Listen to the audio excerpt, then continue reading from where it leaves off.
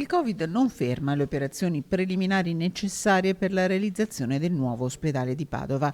La Giunta regionale ha stanziato 4.200.000 euro destinati al bando per la progettazione dell'opera.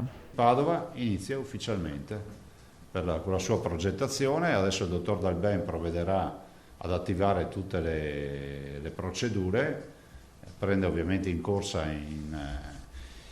si porta in carico, diciamo, la procedura dell'ospedale di Padova. Stiamo parlando di un policlinico universitario da quasi 600 milioni di euro, stiamo parlando di un riferimento a livello internazionale. Sul fronte delle risorse vi dico già che io spero che sul fronte del recovery plan, del recovery fund, arrivino risorse per Padova e non solo.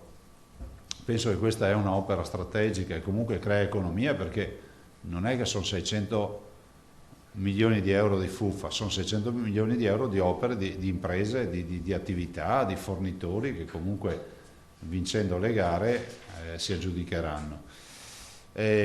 Comunque nomineremo un advisor, io ve l'ho sempre detto, per valutare comunque quale sia la miglior soluzione. Un advisor vuol dire un gruppo di studio che sarà rappresentato da un esponente dell'università, della regione, eccetera, e esperti in dinamiche finanziarie che ci identifichino anche quale sarà la migliore forma, diciamo, di gestione di questo appalto.